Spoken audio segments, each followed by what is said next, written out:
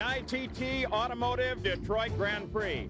This is Paul Page. In Detroit today, a light breeze over Belle Isle. Overcast sky. That should help racing conditions, and the temperatures are comfortable. Let's go down to the pit lane and Jack a route. Well, for most drivers, coming to Detroit and qualifying on the outside of the third row would be a pretty good run, but not if you're part of the Newman-Haas entry, because the lineage here is every year that an IndyCar race has been run here at Michigan in Detroit, their team has sat on the pole. It's just another installment of the frustrating year that Michael Andretti has had since he moved over to replace his retired father. Now, Newman-Haas has done well this year with his teammate, Paul Tracy. Tracy has already scored 2 victories in '95, no victories for Michael Andretti.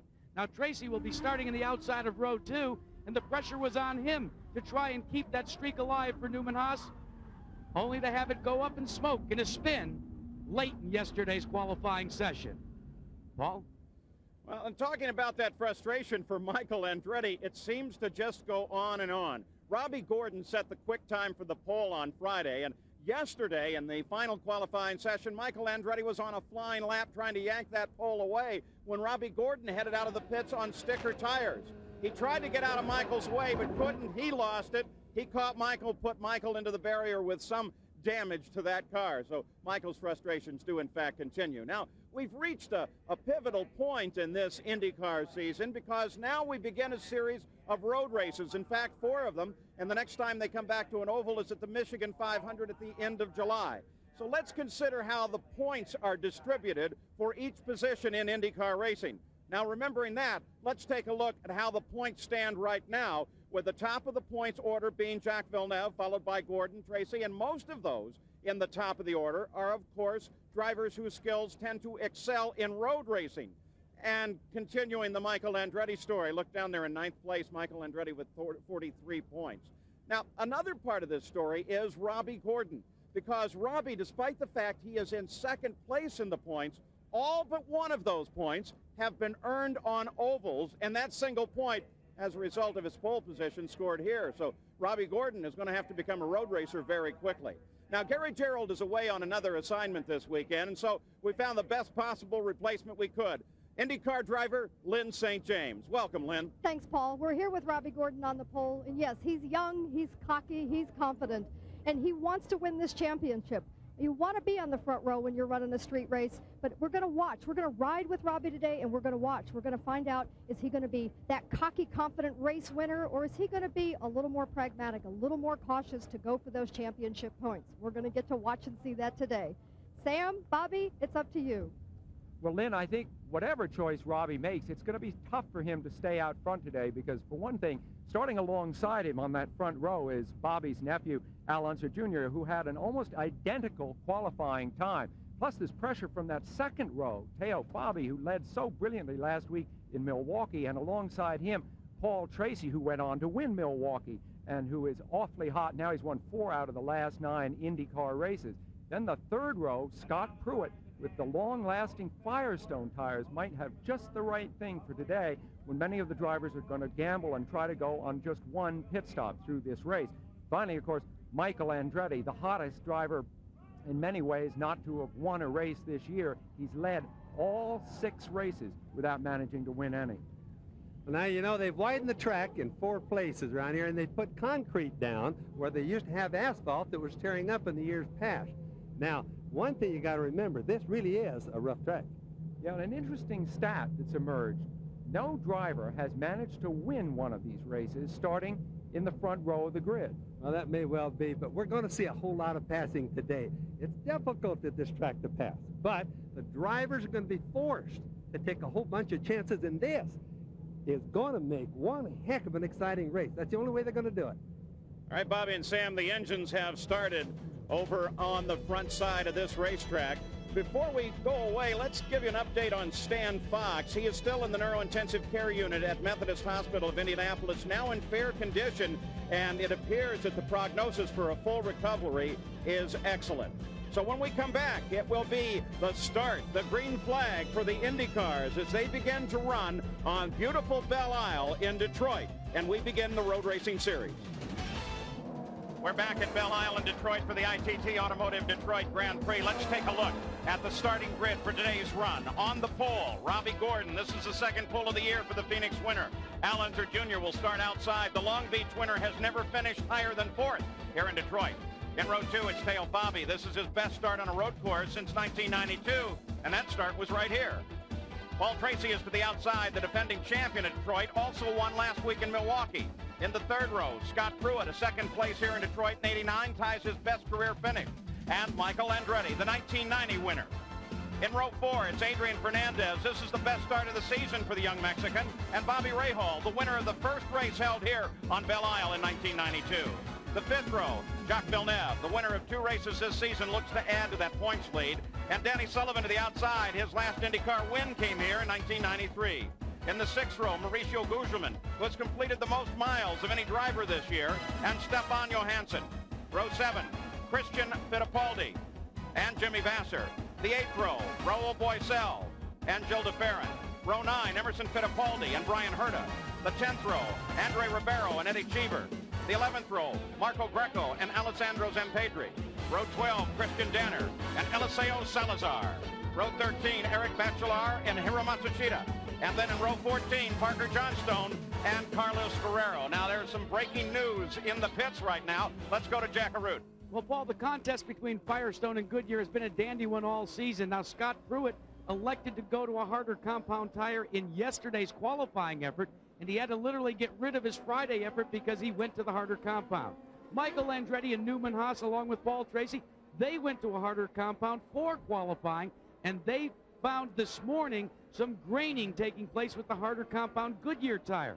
So what did they do? They went to nearby Dearborn, the Ford test track, took Mario Andretti, an extra car that Newman Haas had, and they scuffed in additional option tires, trying to get rid of the graining problem. They feel they've solved it. Now, Pat Patrick, the owner of Scott Pruitt's car, tried to file a protest. It was disallowed because it was 1, Mario Andretti, and 2, a car, both of which were never entered in the Detroit Grand Prix. All right, ahead, 77 laps. Fuel stops expected 15 to 30 laps. Nice wide window, and we'll keep an eye on that tire story as we run through today. In the Nations Cup right now, here is the way this battle continues with the United States out in front, Canada running in second place, Brazil, despite the number of drivers, down in third. We look down through the rest of the order with Italy, Sweden, and Chile rounding out the battle in the Nations Cup. And then in the Manufacturers' Championship, Ford Cosworth is leading that battle over Mercedes-Benz and Honda. And today's stories that we'll track throughout the afternoon for you. First of all, you already heard the concern about the rough track. Secondly, will be the frustration of Michael Andretti, and can he finally break that trend? And then there is the challenge of being able to pass on street circuits that's narrow and rough as this one is.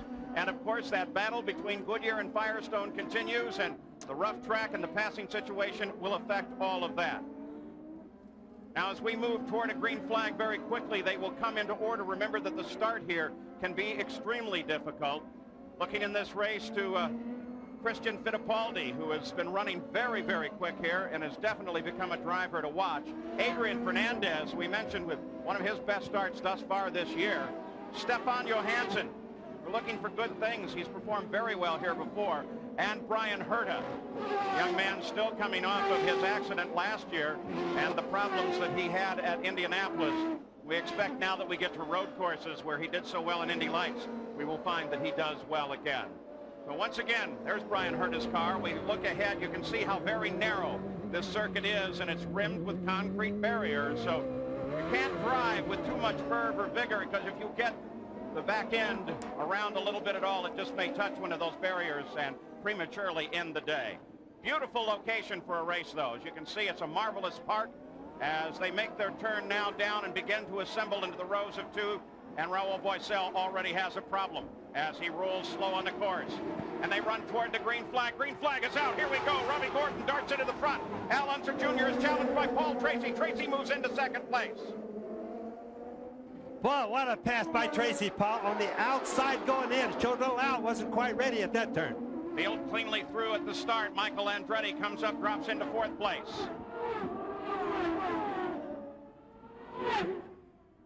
Working lap number 1. And look at Paul Tracy, boy, as he jumps all over the back end of Robbie Gordon's car. Now tries to cut inside in a corner. Al Unser Jr. lined up in third. Michael Andretti fourth.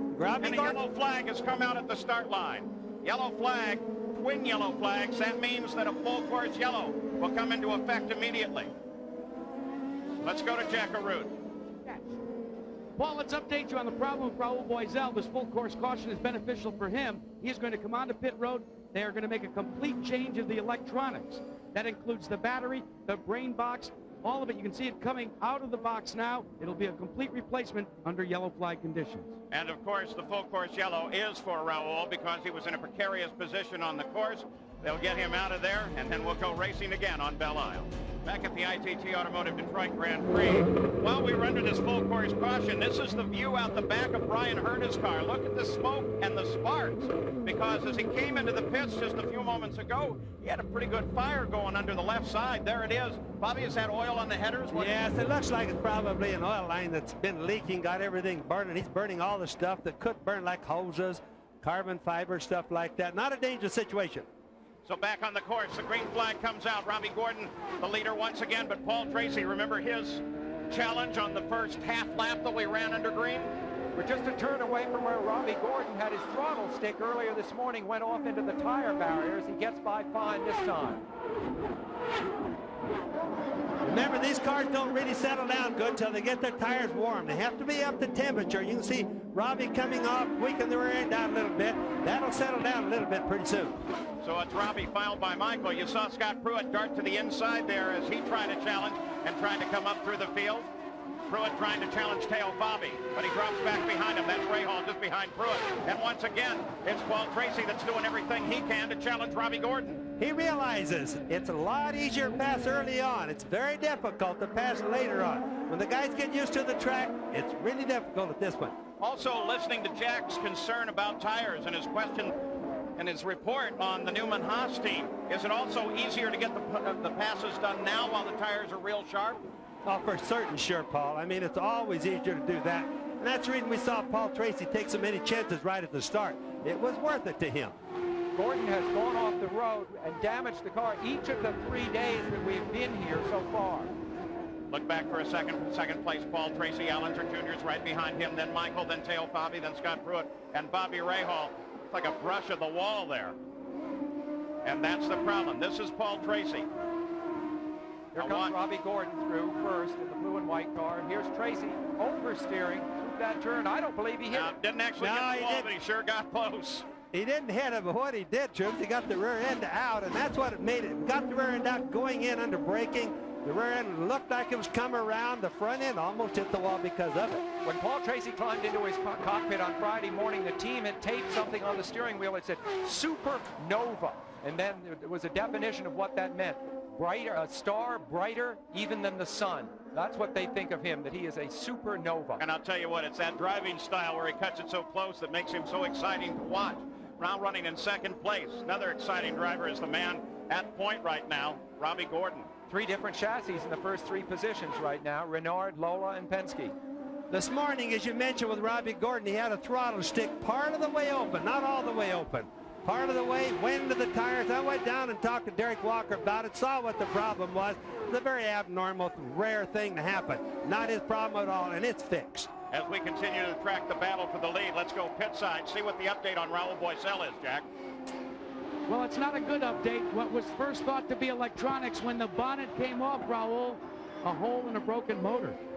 Yeah, it's a shame. This morning, my Duracell Lola was the fastest. We improved a lot from yesterday. I was looking forward for the race, and you know, it's unexpected. Unexpected problems, teething problems with this edition of the Mercedes-Benz engine as well for a lot of folks. Yeah, it is. You know, Mercedes is doing a great job trying to improve the engine all the time. I think, you know, this is one of those things that nobody knew or nobody know why it happened. Well, the first DNF here. Let's get a report on another potential DNF with Lynn St. James. Yes, Jack, another disappointed driver and team. Brian Herta and Ganassi, they had that fire right there early on in the race, and it was actually a wastegate that had broken loose and caused the fire. Very disappointing for another team. All right, so Brian Herta and Raul Boisel First two retirees here in the very early going, while Paul Tracy continues to do everything he can to catch Robbie Gordon. Al Unser Jr. sits there in third with Michael lined up just behind him. Michael from time to time does what he does right there. It's just tuck out to the right side, kind of let little Al know that he is there.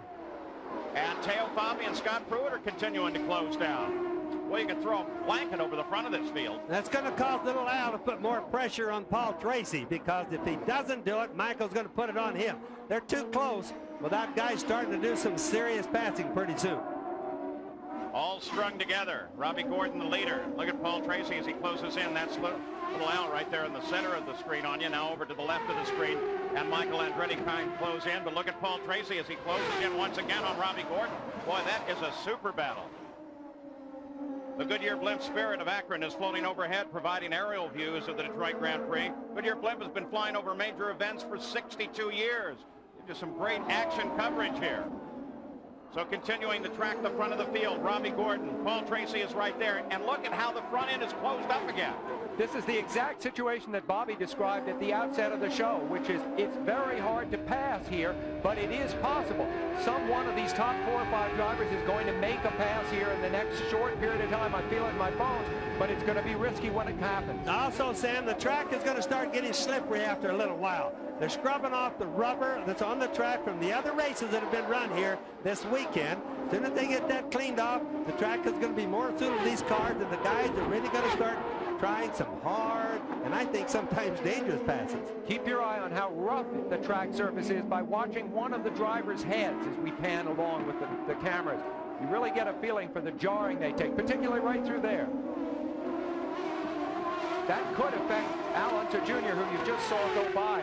He has had some tendonitis in his left shoulder. I think it's going to be a tough race. Wow, did you see Paul Tracy? He darts right, he darts left, and he can't get it done. Robbie Gordon right down the middle of the line. There are so many turns here. Robbie wanted to pull over, or excuse me, Paul wanted to pull over past Robbie right, then he decided to left, but every time he'd pull out and look at the pass, there's another turn coming up already. All right, the leader just ahead. Cummins on the rear wing. That is Robbie Gordon. Will ride right now with Paul Tracy second place. So Paul Tracy is unable to make up any real appreciable distance in that pursuit. And look how the front of the field continues to stay right together. What Paul's been doing is laying back just for a little bit, cooling things down just a little bit, maybe getting some more thoughts in his head, and then he takes another run at Robbie Gordon. Now here's little Al. Oh, Al moves to the inside, takes advantage of a quick corner, gets around Paul Tracy. Boy, that's a shock to Paul. Yeah, now what happened there was Tracy was totally concentrating on passing Robbie Gordon and not concentrating on his mirrors, and little Al just sat back and he says, now's the time. Totally caught him unaware. That's another example of how often little Al makes a pass under braking too. He snuck by with a nice late break there. Beautiful move. Now Paul Tracy has to contend with his teammate, Michael Andretti. Al Unser Jr. probably drives it deeper in the corner than anybody else in IndyCar racing right now. Leader is still Robbie Gordon, but now second place is Al Unser Jr. And he begins to worry Gordon while Michael begins to chase Tracy. And back at the top of the screen there. Look at little Al, look at little Al. Al tries to get down on the inside of Gordon. Now the problem right there is the track narrows up and makes a little less turn. You can see that little Al was there, but the track isn't going to stay wide. That's one of those places where it got widened, but it had to go back narrow. All he needed was to be about 5 feet further forward, though, and then he'd own the track. If it got all the way into the turn that wide, Paul, he'd have gone right on by Robbie Gordon, no question.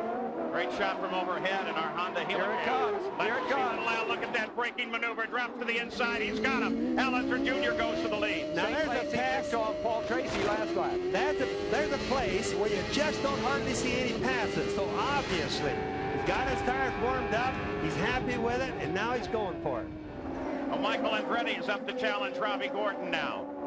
Paul Tracy apparently had to give way at the same time of that other pass, so Michael Andretti is around into third place. Little Al rocketing by like that early in the race reminds me of Long Beach, a race he went on to dominate. And you can see Robbie is holding up Michael Andretti and the whole train right now. Robbie is probably not working as good as he thought he was, or as he was earlier. There goes Michael. Michael Andretti runs in second around Gordon. And here Paul comes Tracy coming around Gordon. Dale Fabi gets caught up running behind Gordon, as does Scott Pruitt. Then Rahal, then Fernandez. Oh, Oh, look at this one as Tracy comes inside Gordon. Very difficult place to get there. Beautiful move by Paul Tracy. That's a dangerous pass. That's one of those we said, whoa, he lost the rear end coming out of that turn a little bit. Boy, they're starting to get serious right now. Here's Bobby in the red and white car at the bottom of the screen. He's the next up to attack Gordon. And he has to. There just is no choice. There he goes. Oh, whoa, gets the door slammed on him. That's another thing. If he doesn't get in there all the way, the driver, like, for example, Robbie Gordon, won't see him coming, then there's going to be a tie, and that's what we call a wreck. Bobby almost lost a slot to Scott Pruitt, the next red and white car. You can see it there in the middle of the screen. Scott Pruitt on the move. And Rahal closes in as well. So that's the top, including Fernandez, 8 in the order, and they're all still right together. Battle continues at the front. This is road racing at its very best. Perilous stuff. Look at that. Look at how close. Pruitt is right under the rear wing of Bobby. Robbie Gordon is not working as good as he did early on. He's been holding up a lot of the fast cars. There you see the interval. As you move back to Robbie Gordon from third place, Paul Tracy, and Teo Bobby now coming in on top of him.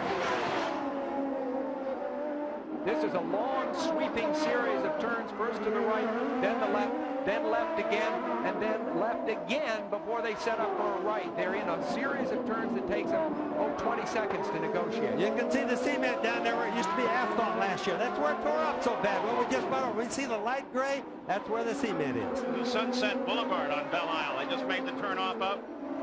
That's the northern leg of the Detroit River as it splits around Belle Isle here in Detroit. Canada here actually lies to the south of the United States. Kind of an unusual situation. Scott Pruitt trying to take advantage of the battle now between Teo Bobby and Robbie Gordon. And keep in mind, Scott Pruitt is on the Firestone. That's a big difference. Whoa, Gordon locks the brakes up, keeps the position. That might give you an idea of how desperate this drive has become for Gordon. They've been passing Robbie Gordon going into the turns. His brake bounces off just a little bit. When you see the tires light up in the front or smoke in the front, knock the rear, it means the bias is off just a little bit. Back up at the front as Michael Andretti battles with Al Unser Jr., and Michael is right there across the line, just 2/10 behind. So Michael Andretti starts to take on, and look at Michael use up the brakes. Whoa, and Michael almost loses the back end. You can't say he's not trying now, Paul. Michael's given it everything he has. Al Unser Jr. has the advantage of a clear course ahead. But boy, what spectacular driving out of Michael. Keep in mind, these two guys are so close together right now, but they are going to catch lap cars before too long. That's when it's really going to get exciting. Mike sticks his nose inside. The trouble Michael had earlier in the season was with his brakes. He often was running well like this, and then he'd go long down an escape road. They've worked on those brakes in a test at Elkhart Lake. This will be the ultimate test in whether they have managed to make them work again. That was especially his problem back at Long Beach. Twice he had brake problems that took him down escape roads. And in case you're wondering why Michael is just trying so hard right now to get by little Al, it's just that he wants that clean air to run in. He realizes lap cars are coming up before too long. So the guy that's in the lead is going to have the best advantage. Michael Andretti tries to close in. Not really a passing point. Just ahead of him now, we should see the first of the slower cars as they come up to begin lapping the field. Michael's pretty good in that kind of traffic. Whoa, look at Michael. He tries to get inside again. Boy, that was a risk. In terms of all-time Indy wins, Al trails Michael 28-29. Eric Bachelard. Bachelard into the tire barriers here. Tire barriers that throughout this weekend have given these race cars some remarkable protection. Oh, this is Here close. is Michael. Michael's trying on the inside. Looks like he has the turn, but no. It's still led by Al Unser Jr. But it also told little Al what Michael's doing, not just the mirrors. Remember, little Al can't watch the mirrors all the time. When Michael pokes his nose in there, that's the signal. Remember, these are the two great second-generation drivers that have basically given us so many fantastic races over the last 10 years. It is vintage stuff to see them battle like this. I think there's no question at this point, Bobby, as we come through the yellows, this is for Bachelard. And now they can go back to racing speed. But I think there's a solid indication that both Michael and Tracy are probably faster through much of this circuit than Al Unser Jr. is. So Alonso Jr. still leads it. We'll be back after this message. We're back at the ITT Automotive Detroit Grand Prix on Belle Isle in Detroit. And quite a bit has happened since we left you. You can't plan these kind of things. We are under a full course yellow. You saw Eric Bachelard as he ran off the course, and then shortly thereafter, apparently Eddie Cheever and Alessandro Zampedri got together. And let's take a look at what created that situation. Now watch the black car of Eddie Cheever. There he comes into frame with Zampedri climbing over the back end.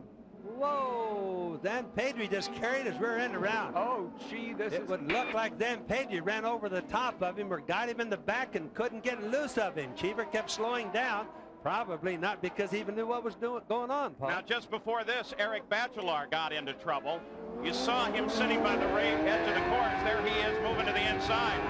And he just gets the front right cut off and into the barrier. So these two situations brought out a full course yellow, and when we went full course, immediately everybody, with the exception of Emerson Fittipaldi and Andre Ribeiro and Christian Danner, headed for the pits. So the leaders have already been in and out of the pits, and there was quite a bit of action on the pit lane at the same time. So let's now go down and get a review of that action and begin with Jack Arute. Well, Paul, the window of opportunity was there for everybody. That's why they came all in like feeding time at the zoo on pit road. But when you have everybody coming in all at once, you can have some close quarters racing. This is the nose cone off of Mauricio Gugelmin's car. It was clipped on the right side as he tried to pull into his pit area. They've replaced the nose cone, and he is back out in competition.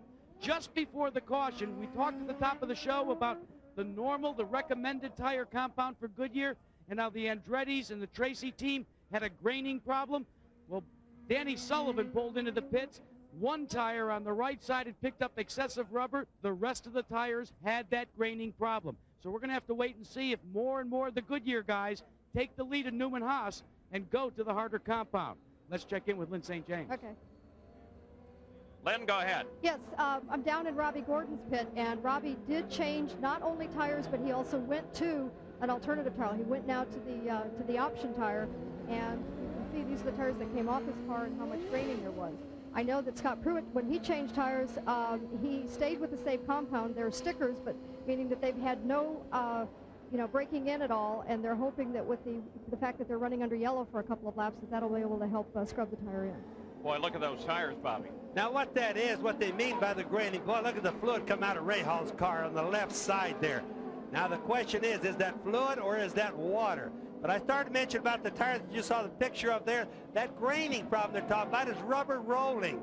Over the years, many years, we've had that same problem. And remember, the tire compounds are made up like chemists, scientists making up things. Here's Ray Hall coming in for obviously that leak in his left side.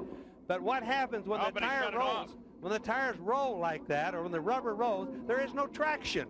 But the rubber is fast until it doesn't, so they try to stick with it. Yeah, and this is more serious. You heard Bobby Rahal shut the engine off as he rolled into the pits as well. He was up challenging in the top 5 throughout the early going here. So that means it was water that came out, we were seeing coming out the left side of his car. Bobby Rahal of Dublin, Ohio. Of course, Raul Bosell, part of his team, so this whole team is out very early in the game. Bad day for them.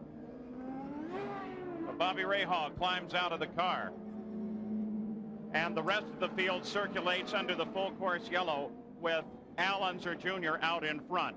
Now coming up next, Jeff Gordon and the hottest drivers in auto racing speed off to South Carolina. From Darlington Raceway, it's the second challenge in the International Race of Champions, right here after the conclusion of this run on Belle Isle, next on ABC Sports.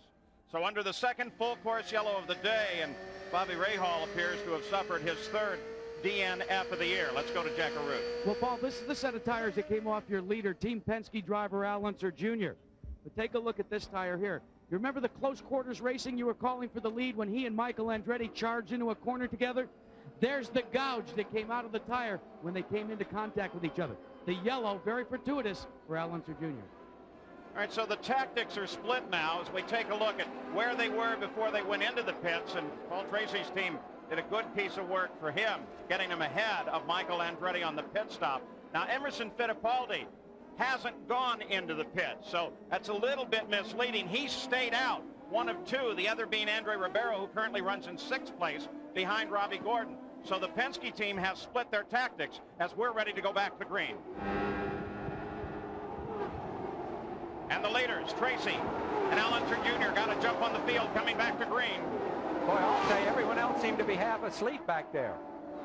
You have to do it. If the leader doesn't take off, I'm surprised that Michael didn't get on a little bit earlier. Not like Michael.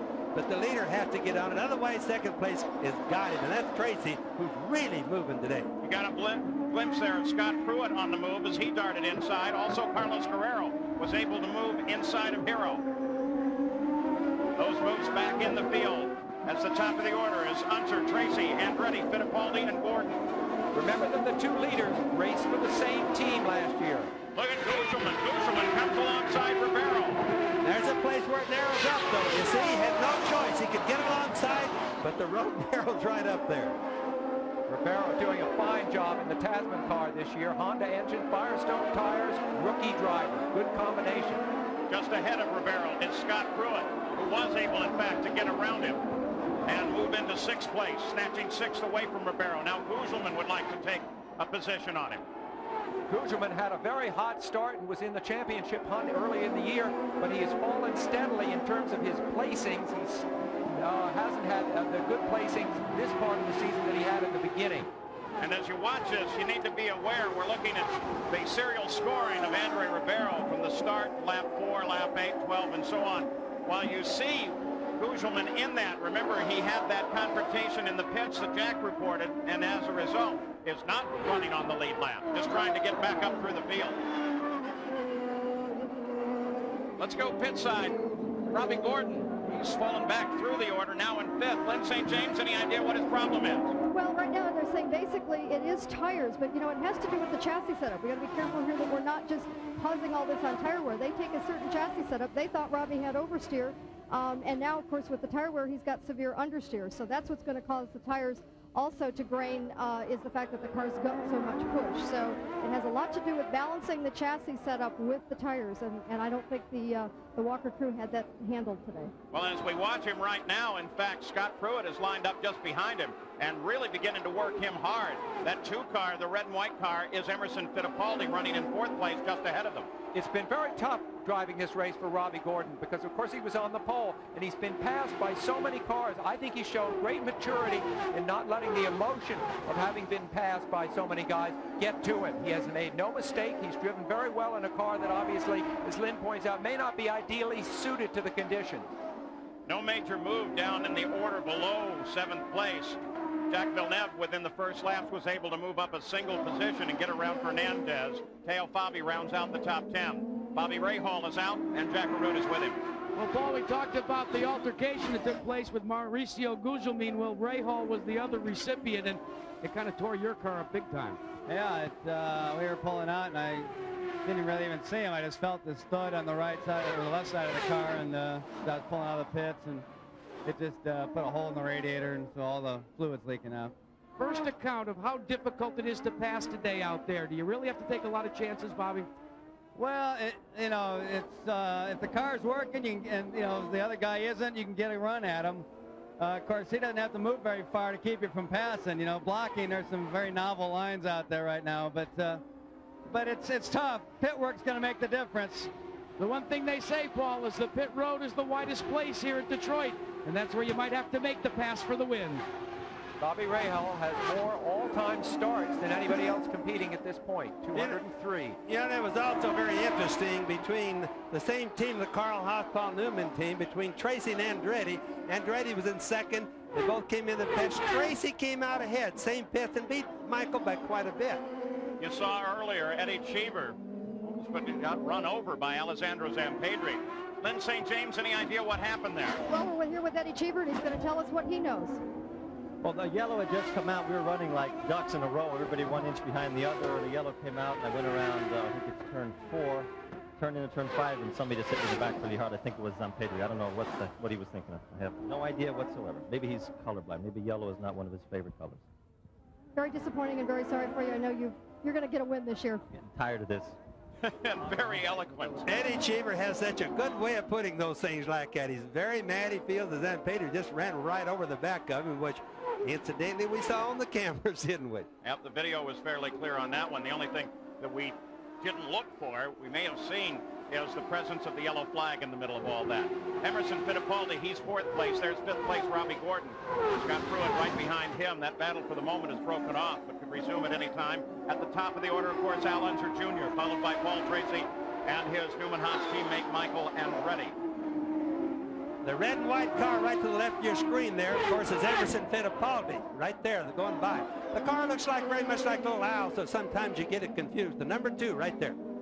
Robbie Gordon right behind. So Robbie Gordon, then Pruitt, then Ribeiro. Look at Pruitt close in. Pruitt still looking for any chance he can to get inside of Gordon. He can't seem to get another line on Gordon, Paul. Taking a look down from the Honda Helicam now on the long run around the casino. The old casino here, not active anymore. In fact, it serves as a media center and guest relations center here today at the track. Now around the hospitality area and then onto one of the faster straights. Back at the ITT Automotive Detroit Grand Prix, we now have 23 laps complete of the 77 lap scheduled distance. One pit stop has already been made. There's been a revolving battle around the front of the field. Al Unser Jr. has it right now. A change in 2nd and 3rd place as Paul Tracy was able to get around his teammate during the pit stop. Let's go to the pit side. Update on this tire situation. Seems to be getting serious. Lindsay James. It's very serious, and you've seen what grainy tires look like. Well, I just wanted to show you, these are the tires that came off of Scott Pruitt's car, and I mean, these are just really clean, nice, worn tires. So if you can get that right chassis set up, balanced with the tire wear and the tire compound you're running, you can get the job done, and this shows that it can be done. The group that we're watching right now is being led by Emerson Fittipaldi, who, of course, did not make a pit stop when the leaders did. He vaulted up from around 14th position to 4th, where he's running now. It's a gamble, of course, but he seems to be keeping pace very well, effectively, with Robbie Gordon, who was the pole sitter. He's doing a hell of a job. And, you know, to talk about the tires just a little bit more, what's happening is what they call the graining, the tire that's rolling up that we saw in the Goodyears earlier, is coming off. And it's going to the outside of the track where the cars are not running. In other words, pick any corner and look at the outside of the groove, and it's piling up out there. Now, what this is going to do is thin the groove down, make it skinnier. Places to pass are going to become harder. Being up in front is going to become more important before this happens. The worst is going to happen later in the race.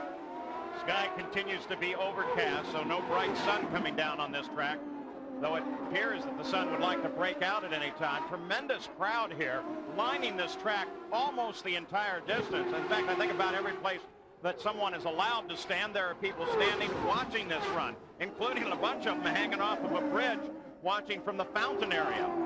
There was a time when Emerson Fittipaldi almost seemed to own this race, winning it back in '89 and '91. So watching now for Michael Andretti as he closes in on 2nd place Paul Tracy, a ride with Michael. And there is Tracy looking back. So the top looking forward, below looking backwards.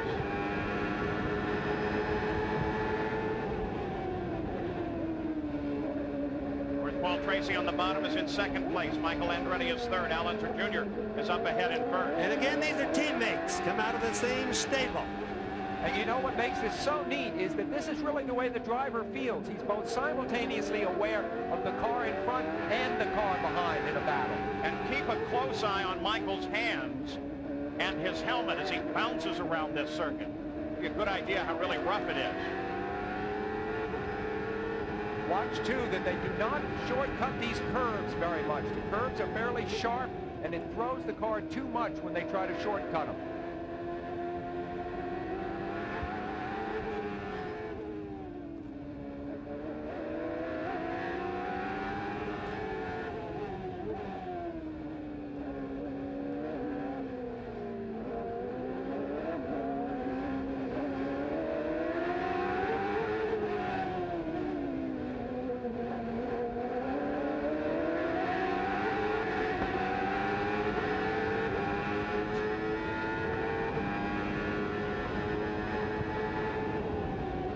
You can watch them cutting across those white lines. Some of those white lines were the old white lines from a year ago or so, you can see where they've widened the track from them.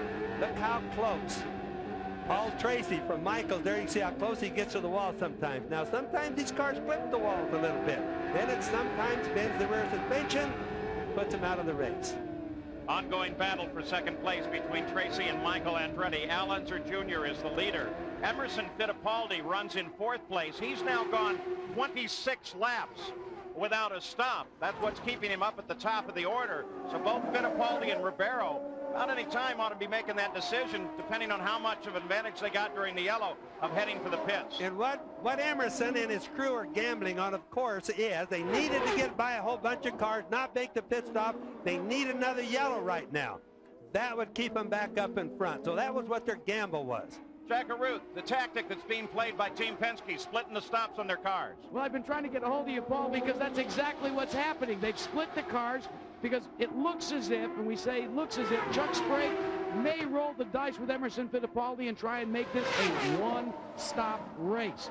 They expect to come in no earlier than lap 36. If they can pull off lap 36, check how much fuel they've got, they might run the gamble and the risk and try and make it a one-stop event. So Fittipaldi would like to stay out another 9 laps as we look for Emerson Fittipaldi, and we keep an eye on this battle for second. It seems that Andrew Ribeiro, Fittipaldi, of course, Mercedes power, Andrew Ribeiro, Honda power. There's Emerson as he comes off the corner, is playing exactly the same tactic.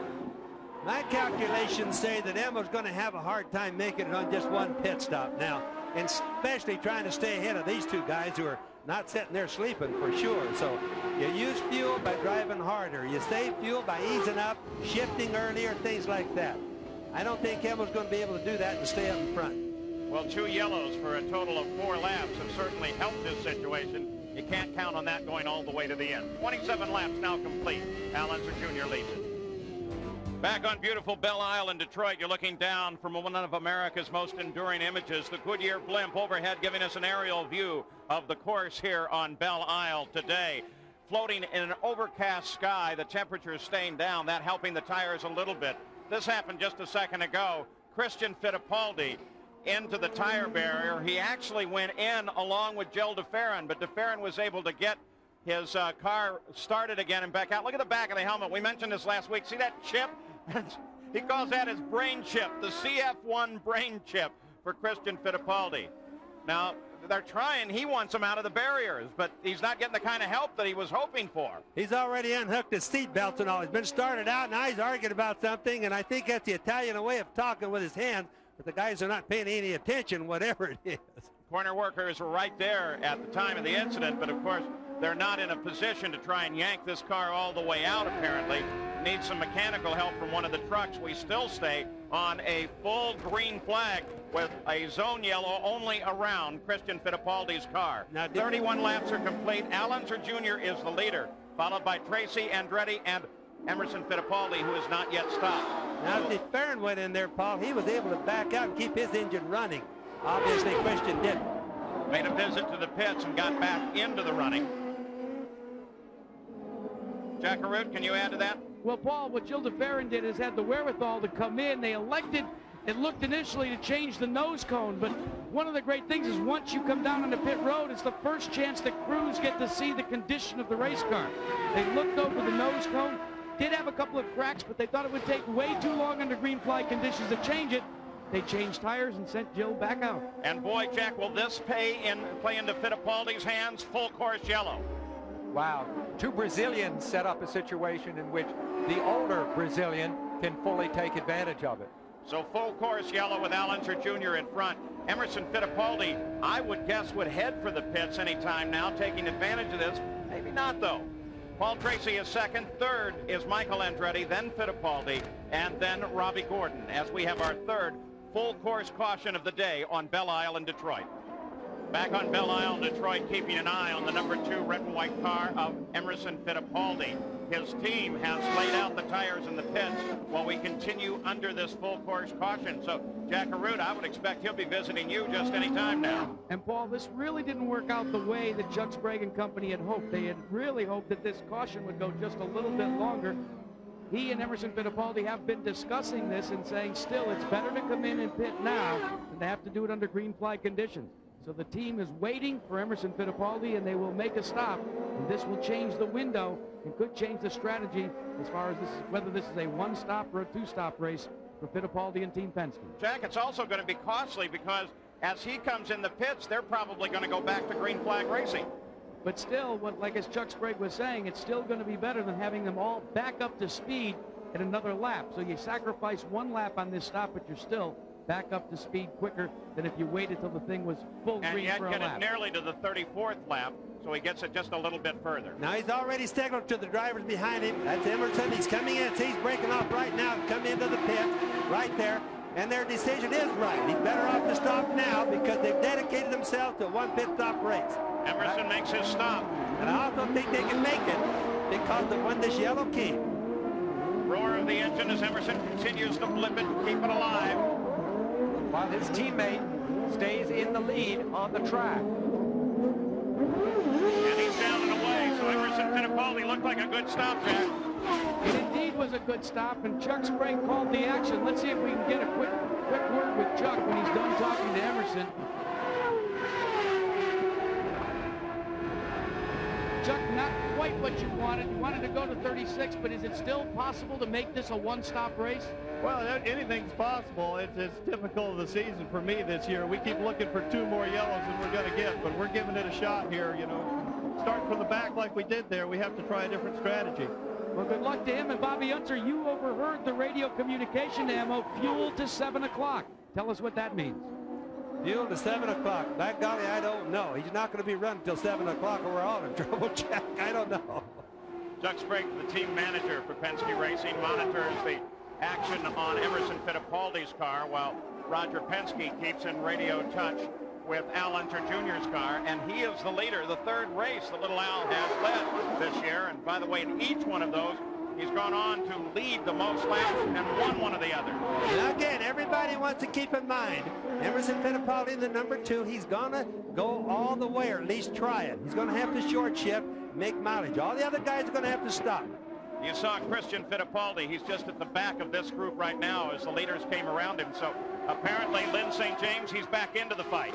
Yes, there was a little confusion on that stop because obviously he'd gotten into the tire walls, and Christian, I think, had almost gotten out of the car, and then they got him back going. He got in here. He was going to get out of the car again while it was in the pits. The crew said, no, stay in, and they were able to change the left front top upper wishbone and tires, and he's back out. But I think we need to keep an eye on him and make sure that, you know, nothing else is damaged. Now, the problem with that is when they change the wishbones or the uprights or whatever on the front end of or the rear end of a car, the suspension setups are not going to be the same. It's impossible to have them perfect. But he'll still get along a lot better than sitting in the tire wall or in the pit somewhere, Lynn. What we have here, of course, is the Penske team being threatened and chased by the Carl Haas team, the 2 most powerful teams in IndyCar racing at this point, duking it out here in the streets of Detroit. The interesting thing is the cooperation between Paul Tracy, you see on the left of the screen there, and Michael Andretti pursuing him. Through the year, these 2 young drivers, every reason to have a bitter rivalry, have in fact been very cooperative with one another. Christian Fittipaldi fell down to 23rd position as we take a look for 10th place. Andre Ribeiro, he's been battling. Got a crash right on the front stretch. That's Carlos Guerrero and Christian Danner right in front of us here. In fact, you could hear him scraping along the wall at the booth. Both of them appear to be okay. Bobby, that sure got your attention. Well, it did, and believe it or not, it sounded like a tire exploded to me. Now, often the explosion of a tire means you ran over something, not necessarily the tire maker's fault. But a tire sounded like it exploded. I see tire pieces all over the racetrack. That was right in front of our booth here. Yeah, that's exactly the view that we have, and look at all the junk that is all over the racetrack. Tire lane way down the track. That looks like it came off of maybe Christian's car. And both of the drivers appear okay. Carlos Guerrero already out of the car. But boy, there's a lot of debris out there and a full course yellow on this one. This will have major tactical ramifications, of course, particularly affecting Emerson. Now, we can't see what was the causal factor, but obviously it was Carlos Guerrero leading Danner, and they both caught the wall. Let's go to Jack Arute. Paul Samposi is absolutely correct. This is considered by this team a free stop for Emerson Fittipaldi. Before the full course came out, the strategy was if we are still running in last place, when a full course yellow comes, come in, because it's basically a free stop. That's what they're going to do. It gets them back within the window, making this their final stop. Well, and let's review what that's done for him then. When he made his stop, Emerson Fittipaldi fell down to 16th position, but stayed on the leader lap. and that was very important for him to accomplish. So now, with this full course yellow, the 4th of the day, it's going to give him an opportunity to come in, fuel again. It looks even like they have some tires available for him should they want him, and give him a marvelous opportunity to stay at the front of the order. So there's Emerson Fittipaldi, as this main straightaway accident, which has littered the pit straight with debris, has slowed the race once again, and they're going to have to spend a few moments trying to get all of the junk from these 2 wrecked cars off of the straightaway.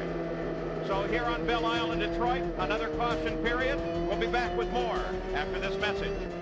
The ITT Automotive Detroit Grand Prix on Belle Isle in Detroit under our 4th full course yellow of the day. They're still picking up debris on the pit straight here as a result of contact with the wall involving Christian Danner and Carlos Guerrero. And Lynn St. James, I think, was able to get one of the involved aside. Lynn, do you still have him? Yes, we have Christian Danner.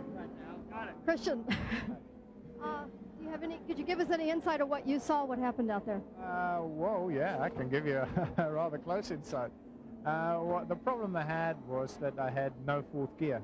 It broke. So in acceleration, especially after a yellow, the car behind has to be a bit careful, you know, because I have to go from 3rd to 5th. And that guy there, he just drove over me. He wasn't very careful. That was all. Okay, so you're obviously okay?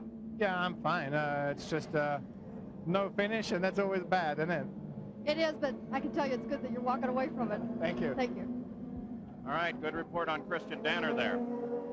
So Al Unser Jr. is still the leader under the full course yellow. Nothing's changed at the top of the order. It's Unser Jr., Paul Tracy, Michael Andretti, Robbie Gordon, and Scott Pruitt. You know, we're not too much further away. If it stays yellow like a couple of more laps, everybody, I think, would be pitting and trying to go till the end. Emerson has got everybody wondering or thinking about their pits now.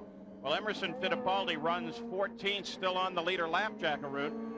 Well, indeed he is, and here's the deal. If Emerson can go to lap 43 before he stops again, and remember we alluded to it before that he is well in the back of the lead lap, so it would be in essence a free stop for him under a full course yellow. He can go the distance. In the meantime, the man that leads this event, his teammate Al Unser Jr., is coming very close to his normal pit stop window. That would be for his next stop. That would make Emerson and Little Al in 2 distinct and very different approaches to the tactics to win this race. We've seen it time and time again when Roger Penske lets each side choose the way they want to try and chase the checkered flag. All right, so we'll keep tracking those tactics too. The 49 car, that's Parker Johnstone, hadn't been around for a while. He started 27th, and he is now running in 9th position. They're still picking up on the front straight here. Should have it done in just a few minutes. As we roll to the conclusion of lap 39, we'll give you the full rundown. And in the pits, most of the crews from the front of the order have laid out tires, including especially Teo Fabi's crew, who has the first pit. And look at the front of his nose as he passed under there. You get a good idea that he's been definitely in contact with either someone or something bouncing. It may have been the car that actually nudged one of the tires that came off the last accident. So Al Unser Jr. has peeled off. Michael Andretti has peeled off. They all head for their pits.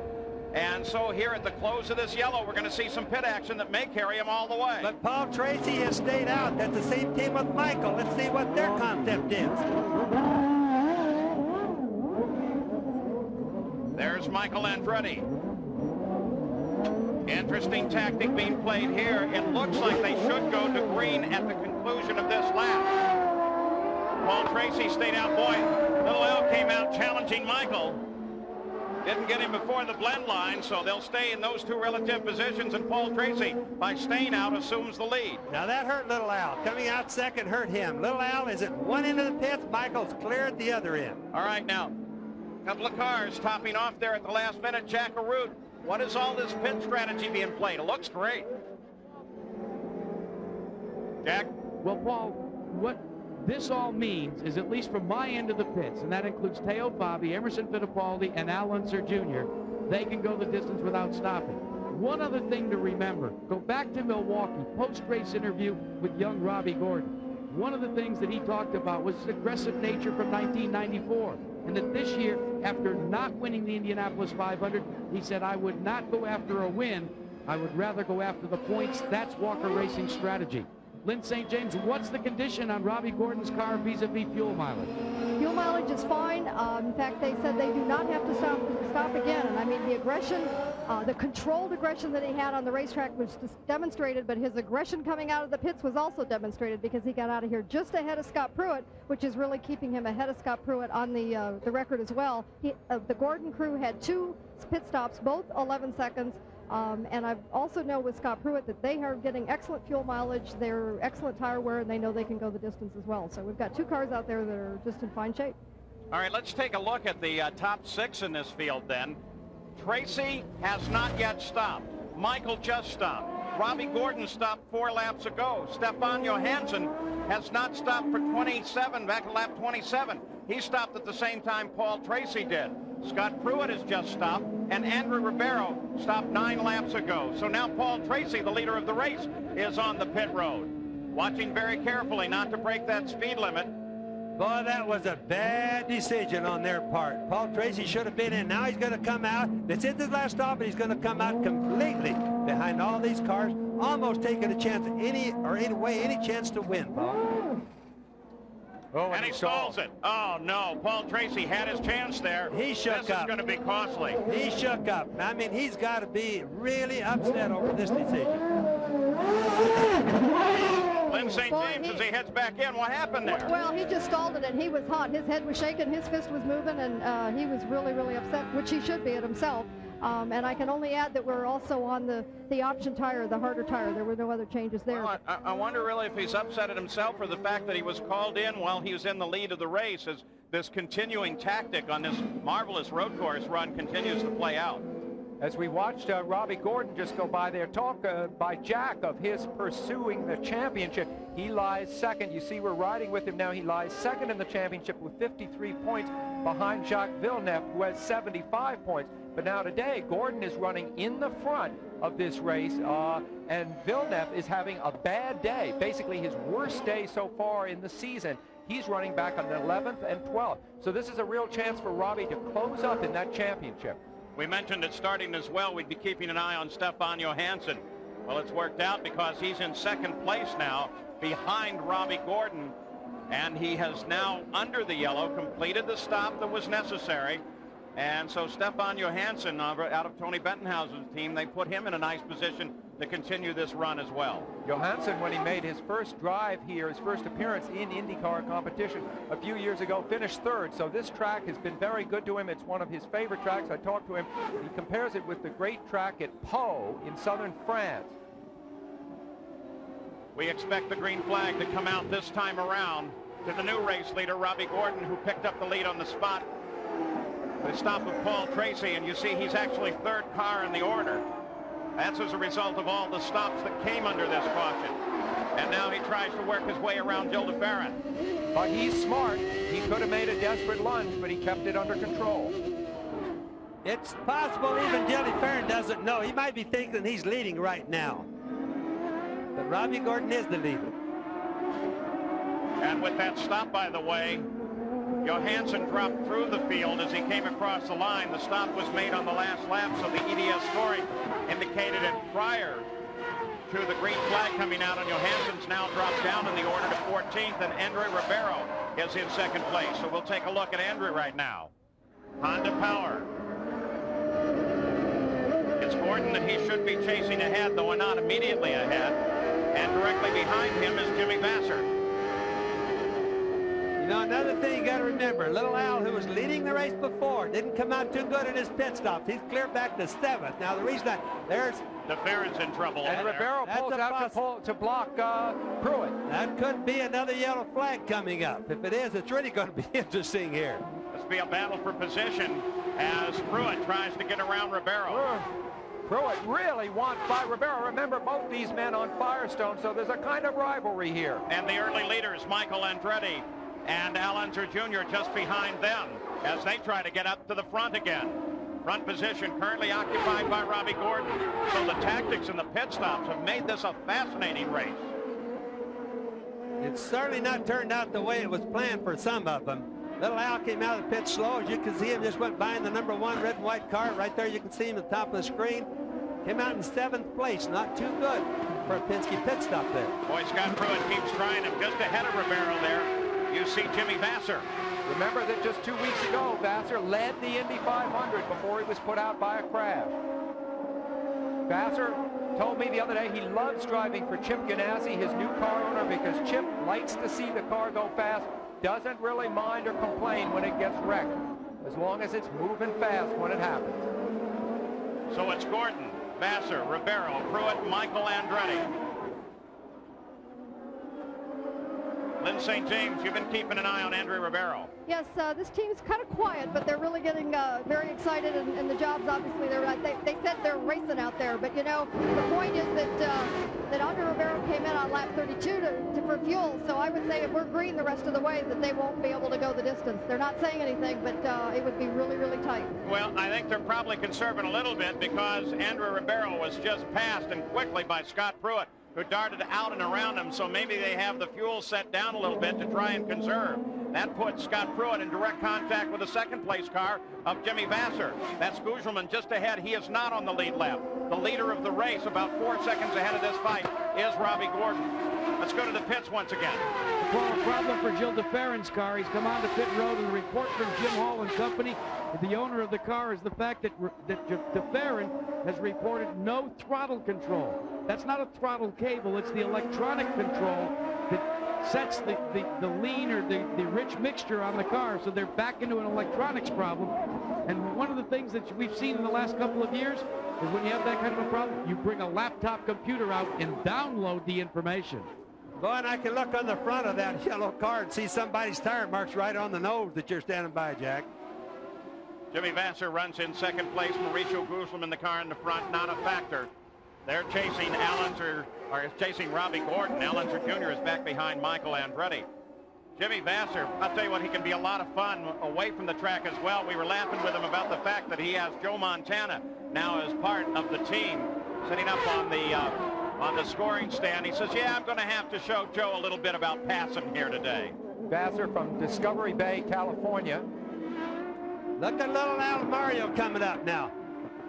Trying to get by Gugelman there. Well, and they all get caught up trying to get around Gugelman. Allenser Jr. was right on the back of Michael Andretti in a fight for fourth. And look at Fernandez as he comes in. Fernandez runs in sixth place. I said Mario, and I meant Michael. I'm so used to seeing Mario in trading in my racing years. Fernandez in that green and red car is having himself the best race of his year. There he is, center screen.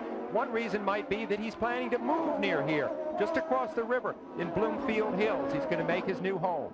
And Bobby, the Bobby and Mario years, that's ancient history in racing now. Well, I don't like to think that it is now. There it is, Fernandez on the inside, picks off Gugelman. Teo Fabi is the next in position, and then Villeneuve just behind him. That takes you down through your top 8. Marco Greco runs 9th. Emerson Fittipaldi's worked his way back up to 10th. Leader is still Gordon. Fastest lap thus far has been turned by Michael Andretti at 104 miles an hour. Doesn't sound all that fast when you think of 220, 225 at Indy, 230 at Indy. But believe me, on this tight little course, that's hauling. Yes, it is. It's a fast track, a lot of fast turns, no real long straightaways, and then real sharp turns at the end where guys pass a lot. Look at the front of Fabi's car. That red and white car just went by the look at that. Big tire marks on the nose. Got into somebody's rear tire getting its turn with that one. 47 laps are complete, 77 laps the scheduled distance. 161.7 miles, the distance scheduled. In 3 successive weekends, these drivers go from 230 miles an hour speeds at Indianapolis to 160 on the mile at Milwaukee to just over 100 here on the road course at Belle Isle. A compression of speed, but with the situation changing, it just shows you what great variety this IndyCar series has. And what versatility you have out of the drivers, that they can move from one to another. Not just the drivers and teams. You think of the drivers, but it's the teams that have to move from a car set up for a super speedway to one that can run on a road course, that one can run on a flat oval. Sure. Now we keep an eye on Michael Andretti and Allenser Jr. This developing into a battle for 4th place. Michael has it right now. The engineers really earn their money, don't they, Paul? And then some. And then some. And you consider the round that they've just come off, they're going to get really their first break in over a month. And then they'll go on the road for 4 straight weeks. And that means tearing a car down after every race, putting it back together, and being on to the next place in about 4 days. Remarkable. So 48 laps of 77 complete. Robbie Gordon, the pole sitter, is back at the top of the order. Vassar is second. Here's the situation that set it up. Salazar lost it while he was being chased by Johnstone and went to the outside at the same time that Parker did, and that caused a wreck for both of them. And the fire that you saw spraying up there was a magnesium that just flash burns like that. There's Parker Johnstone as he heads back for the pit area. He seemed to be pretty upset about that confrontation. He was running so well. Tonight on ABC, a special hour of America's Funniest Home Videos, followed by Lois and Clark. And then Suzanne Summers in a wonderful movie event based on her own life story, Keeping Secrets. That's all tonight here on ABC. So we're under a full course caution once again. There's Eliseo Salazar. They're obviously both okay. They were running very tight together, and Parker was having just a terrific run. We've had some other indications. Andre Ribeiro apparently is having a gearbox problem. He still runs in 15th, right at the back of the order. There are 15 cars on the leader lap, but once again, our full course yellow, the 5th of the day, slowing this race average speed down and creating a wonderfully tactical situation for the teams trying to stretch fuel to the end. But then there's also those just enjoying the run, eh, Jackaroo? Well, Paul, actually, it was kind of a little hot and heated down here for a couple of seconds in Ganassi, Montana racing, because you guys were trying to come up with some strategy.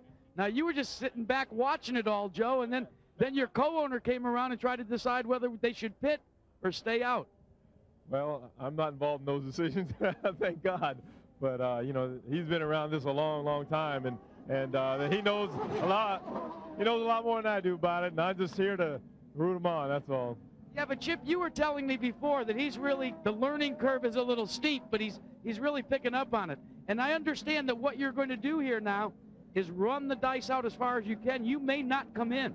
I'll tell you, Jack, it's shades of Indy all over again. You know, we needed a yellow. We got a yellow here, and we're pretty sure if the moon and the stars and the planets lined up, we're going to be on target and make it to the finish. Well, I don't understand that one, but let's go to Lynn St. James. Well, obviously, when we have yellow, sometimes it gives an opportunity for drivers, but for the ones that are in the yellow, cause the yellow, it's a real disappointment. Parker, what happened? Well, it's not the way we like to get on TV. We've had a real tough weekend, but this morning, Comtech Racing Team put together a great car. We started at the back. We had moved up to 9th place.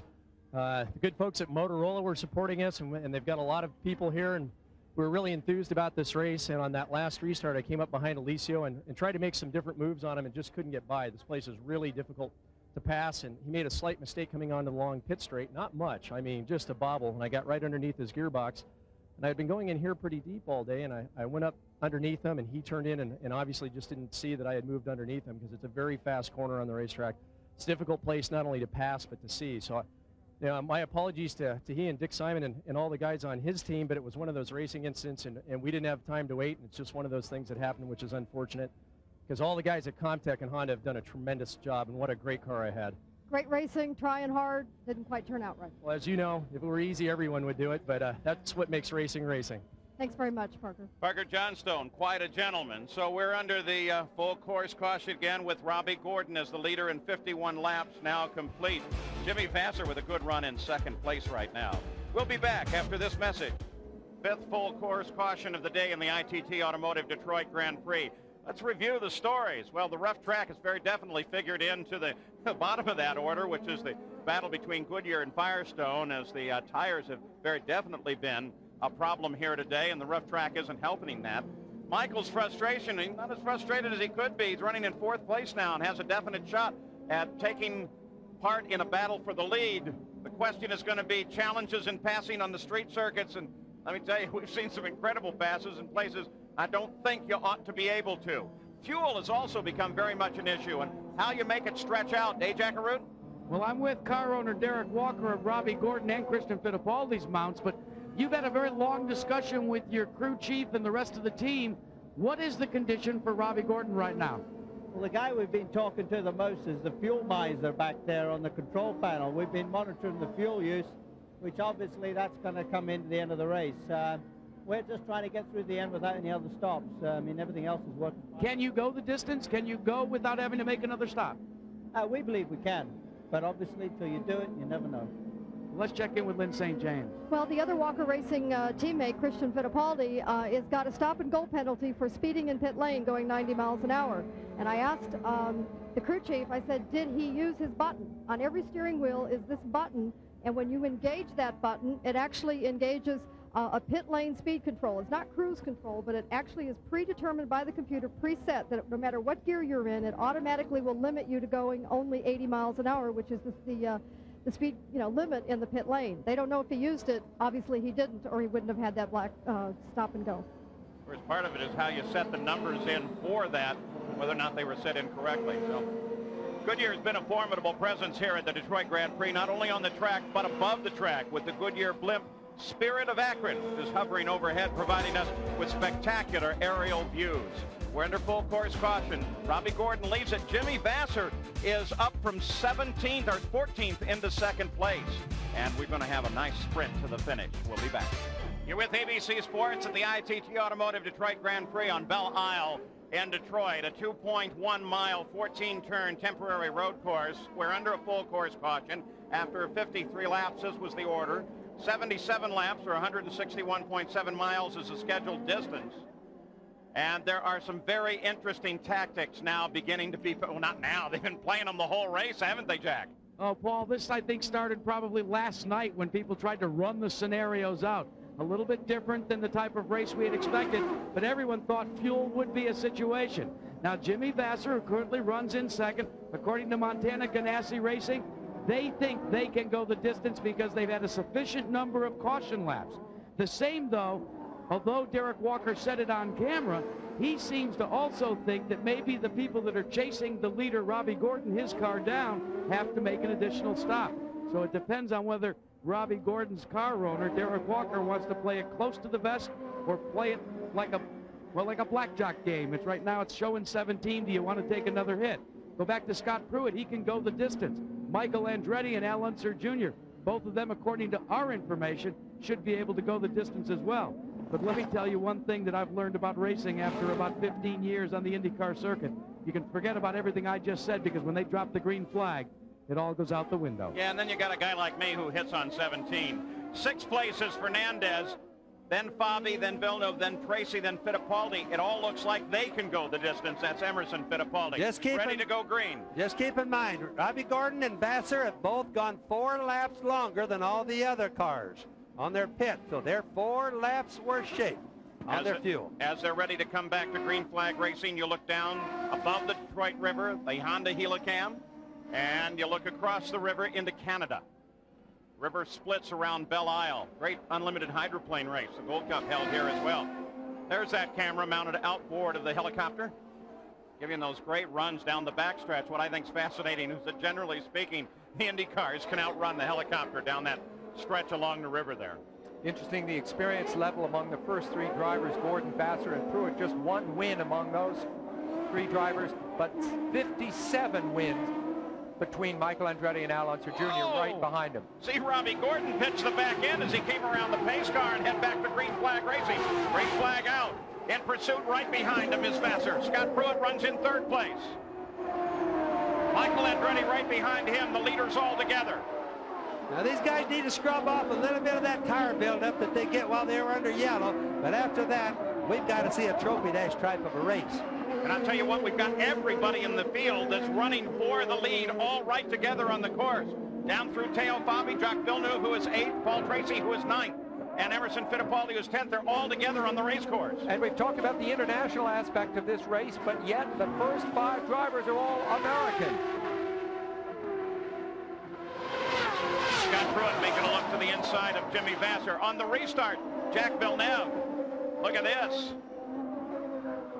As Paul Tracy got outside him, and he almost lost it totally, but gathered it back up and saved it. Well, I showed you that kid's one good driver. He really should have lost that one. The heavy Indy car pitched like that.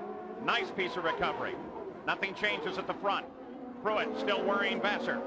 They're looking for holes, though, Paul. They really need to do this quick. They can't let Robbie Gordon get away. Vassar is trying to hold on. He's not necessarily gaining on Robbie, but look right behind. It's getting really crowded right there. Down the pit straight once again. 56 laps complete for the leader, Robbie Gordon. The battle is at 2nd place. Vassar and Scott Pruitt. Michael Andretti now sticks his nose in, tries to get around Pruitt. You see Vassar in that red and yellow car right there. He came very close to winning at Indy. He had his best day so far in racing at Indianapolis, and I think that gave him a confidence that he had never experienced before. He's a good driver, Sam. He just doesn't know. He knows that Pruitt has got to take a swing at him occasionally here. He just doesn't know which turn or which side. But Pruitt has to try it. It's 2 seconds from first back to 5th place, Al Unser Jr. They're all right together, and nobody seems to be able to pull out much of an advantage. Robbie Gordon a little bit ahead, while Jimmy Vassar handles up the challenge from Scott Pruitt. Michael Andretti and Al Unser Jr. there watching, waiting, looking for an opening. Scott Pruitt in the red and white car, number 3 there. Pat Patrick's the owner. Puts a lot of pressure on his drivers. Likes good results. He never put pressure on you, Bobby. Well, I didn't drive for him very often, but I used to outrun his cars a whole bunch. You put the pressure on Pat. Robbie Gordon still in front. Came across the line 0.8 of a second ahead of Jimmy Vassar.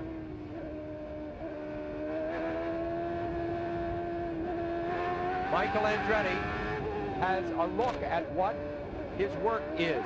He has got to make these passes ahead of him. He is a brilliant passer. He's had trouble with the brakes throughout the season. He's coming around now to one of the few points on the track which offers an opportunity for passing. It'll come up right here after this little bridge with concrete. Notice how wide the track is here. This is a passing opportunity, but he does not get a good exit speed off that turn, and thus is no chance this lap. Aerial views really help you tell exit speed as you look 1st through 5th. Let's go ride with Michael Andretti. He runs in 4th place. We'll sit here, watch that battle ahead of him.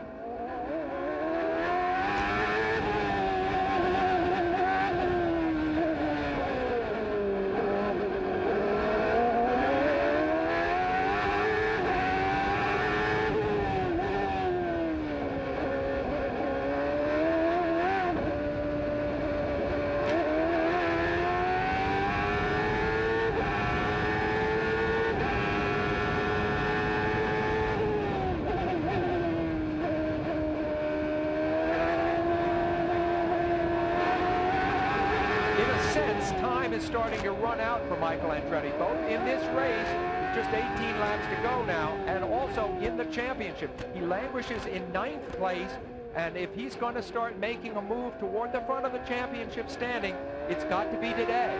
If you listen to Michael going, you can hear his shifting in his transmission there. It's sequential shift. I know we told the people this a lot of times, but it's just like a motorcycle. 1st, the 2nd, the 3rd. You can't jump gears, you have to follow them. And they downshift the same way. Let's go up in the air again as we continue to watch this battle. Boy, is it terrific. Look at them all right together there. 18 laps to go. Just the way the race started, except with a different task. Battle 1st through 5th, all right together there. Lynn St. James, what a great run. Well, it's fantastic, and as Bobby was talking about the sequential gearbox, not only is it sequential, but it is now where you can actually keep your foot full throttle when you shift instead of having to kind of blip it. It's all done now with the engine control unit, and there's an engine control unit in the mechanism that just gives it just takes the ignition away just a fraction of a second every time the hand is on the shifter. So it's all beautiful, smooth, and automatic and controlled with computers. Boy, is it unbelievable how Robbie gives the back end of that car a pitch as he comes on the straight, leading down to the pit straight. He really lets it track. That group's got to make him kind of nervous. I mean, he looks behind him, he says, wow, there's a bunch of hungry guys back there. Boy, nobody letting go. Jimmy Vassar's best finish, you see him in the red car there, on a road course is 4th, back last year in Australia, so he is in a sense overachieving very much at this point. 1st through 8 have now closed up. They're all running together.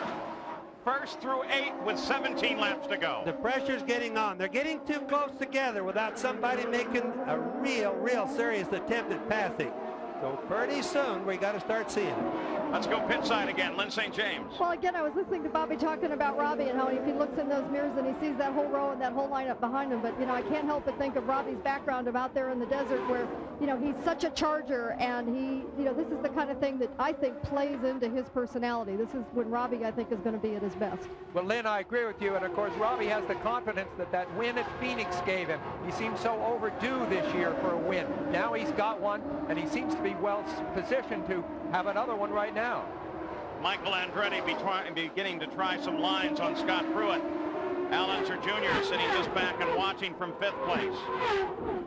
And just that quick, there's first through 8th past you. You know, if you look right behind little Al, look at that red and green car. That's Rick Gallus's Adrian Fernandez coming up. Look at all the cars that are just lined up there. Somebody pulled the cork on that bottle. It's going to run every place. And yet, the difficulty of passing here, particularly late in the race, with the groove so narrow, is obvious. Robbie Gordon leads it. You see them all right together there. Then Jimmy Vassar, then Scott Pruitt, then Michael Andretti and Al Unser Jr. You know, it wasn't, what, 24 months ago that you talked about Michael Andretti and Al Unser Jr. as the new guys up and coming. Now they're the veterans, and the 3 in front of them are the new guys, challenging these old guards such as it is. Gordon starting to pull away a little. And Michael once again lets Scott Pruitt know that he's there. He's winding up his rubber band. He's getting ready to try something. Bobby, this is kind of the racing that if you're a driver you really enjoy, is it not? Oh, it really is, but every guy's thinking of his own deal, but what is the other guy thinking about? That's what they're all thinking. All right, this is what everybody's concerned with in the pits as we run now the 62nd lap. Robbie Gordon, Jimmy Vassar stopped on lap 37, and then 4 laps later, Pruitt, Andretti, Unser Jr. all made their stops. In fact, Unser Jr., Fernandez, Teo Fabi, and Paul Tracy all made their stops. So the question is, can Gordon, can Vassar make it to the finish? Jack Arute, Robbie Gordon, can he make it to the finish? What do you think? Well, Derek Walker may be putting the first base card up because first Robbie Gordon restarted the race. He was running at 96% fuel. He has now been instructed to turn it up to 98% fuel. And guys, that may account for the slight lead he has over Jimmy Vassar. He's, as we used to say in the old days, turned the wick up just a bit. He's pulled the lead out to just over 1 second. Not much of a lead at all, especially no, but it's really stopping the other guys from being able to. You can see how Vassar's falling back a little bit. They can't try a pass on him, and that's what he's trying to prevent. But remember another thing. They had such a long yellow the last time. Probably brought him into the right frame on fuel. So first through 8th still run right together, nose to tail, all the way around. Nobody seems to be able to get anything done, though. I'd suggest to you that they're waiting until the last few laps, and then you're really going to see a scramble. We'll be back. Back on Belle Isle in Detroit, nothing has changed anywhere in the order since we left you. They're still right together with Robbie Gordon a second ahead of second place Jimmy Vassar. In 2 weeks on ABC Sports, Hot Rods, Randall, Columbus, Ohio, Top Fuel Dragsters, Pro Stocks, and Funny Cars burn rubber at the NHRA Oldsmobile Spring Nationals. And then Sunday, July 16th, the IndyCars head for Canada. Paul Tracy and the best of IndyCar drivers gather for the Molson Indy Toronto. The best auto racing is right here on ABC Sports. So you've got 1 through 8, all right nose to tail, with Robbie just a few feet advantage on the rest of the group. And then 9th through about 15th running about the same situation. So 2 groups and everybody running all right together here. And there's only 12 laps to go. You know, I'm really rather surprised that we haven't seen some serious attempts at some passing. Little Al right there in the red and white car seems to be falling back. Fernandez is running up on him. The guys seem to all have a little bit of problems right here with their handling later in the race. There's that other group we were talking about with Fittipaldi trying to worry Villeneuve. That actually is 9th. And Danny Sullivan is running in 12th. And Marco Greco also runs in that. DeFerrin, remember he had his problems earlier, is not on the same lap with Danny Sullivan. The track must be pretty slippery offline, Paul, because the guys in both groups are just not doing any really serious attempts on passing. They're all there.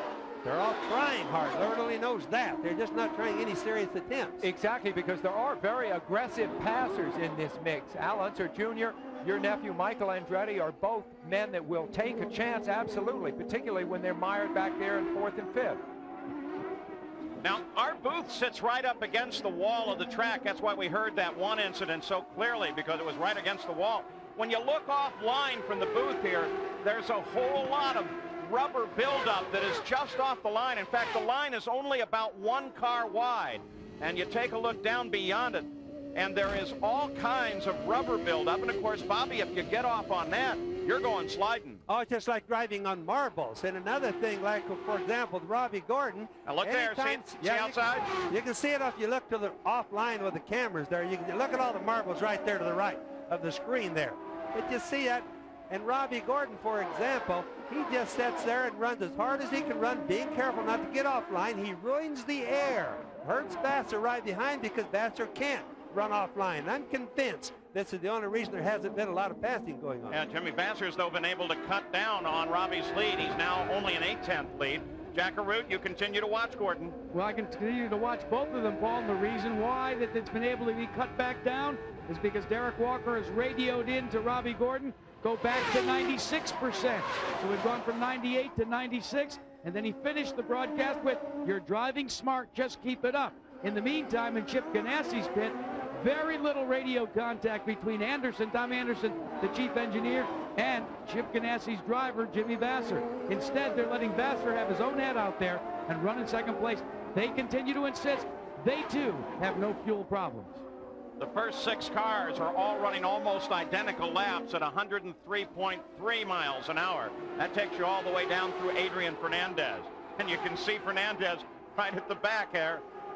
They continue to stay together. I love it. Well, Paul, our statistician, Russ Thompson, has just handed me a note. It says of the top 10 in points, 8 are in the top 10 in this race. So all of the players in the year are grouped together right at the front of this race.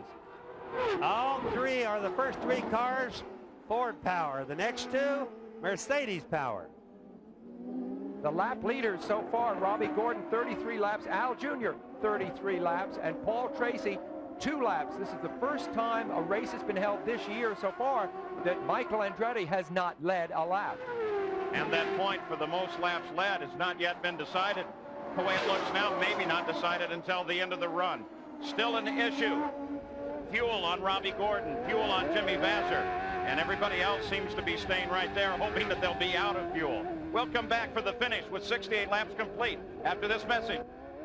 Back on Belle Isle in Detroit, the EDS scoring computer shows that 2 seconds covers first through 6. Nothing has changed anywhere in the order for you.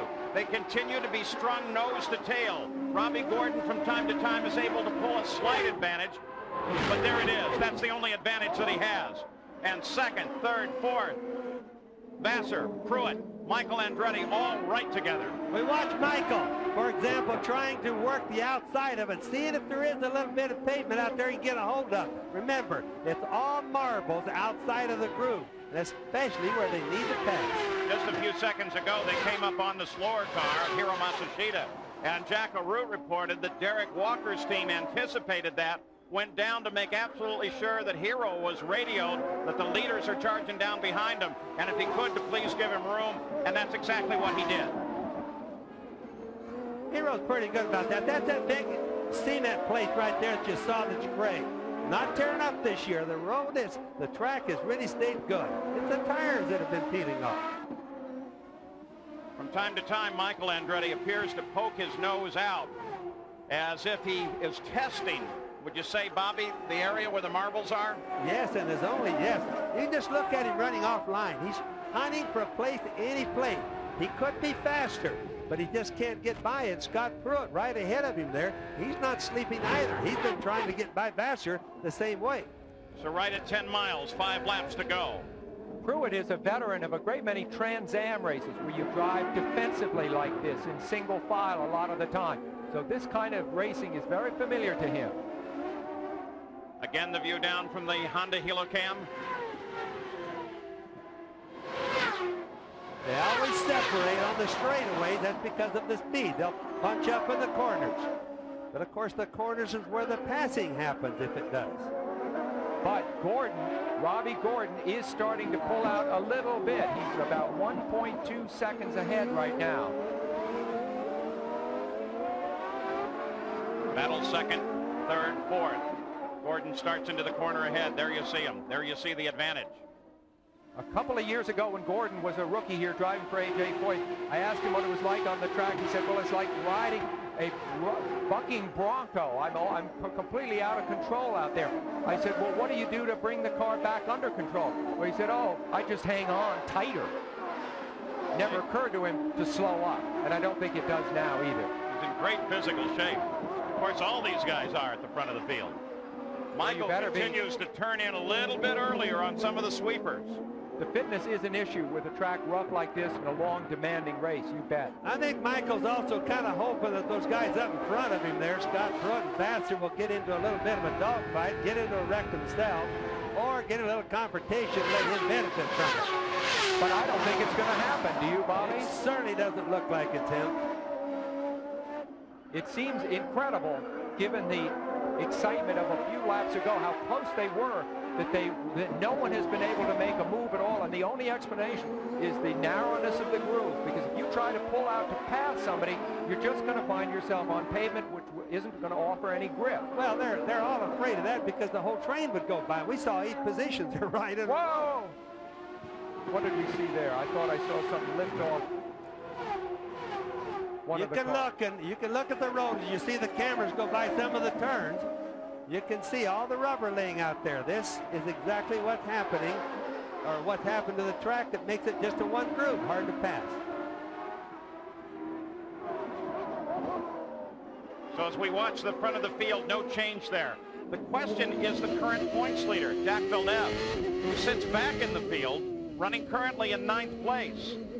And he is losing points by remaining back in this position. In fact, right now he's going to allow a closure of 13 points, or nearly half the advantage that he had coming into this race. More than half the advantage. And if we look ahead to the next few races, which are road races, is this a hint of things to come? Robbie Gordon on the pole. Robbie Gordon leading this race with just a few laps to go. Jacques Villeneuve, who you see here in the blue and white car, maybe not so sharp on road races. He won Miami earlier in the year, and so it's hard to believe that this isn't just an anomaly. But maybe it is a sign of things to come. Now, he's a good road racer, no question about it. Getting a setup right on this track is a very difficult thing to do. Riding Robbie Gordon, 3 laps to go. Still no change at the front of the order. Oh, what a great race this is. Robbie Gordon, who had, as I said earlier, a crash each of the 3 days that we've been here, is now absolutely precise and perfect when it counts the most. What a performance. 26 years old. Orange, California. 5 caution periods have the race average at 83 miles an hour, according to the EDS computer. Race record held by Paul Tracy from last year at 86.245 miles an hour. So those 5 caution periods really haven't had that much of an effect on the overall race record. White flag should be coming out next time by. Decision time for all these guys at the front of the order. Can Robbie Gordon hold on? Still the question of fuel for the first 2 cars. Gordon is protected by that cushion of a 1.5 seconds from Vassar. Vassar can't make a move on him from back there. He's too far back. It would have to be a fuel issue or a mistake by Gordon.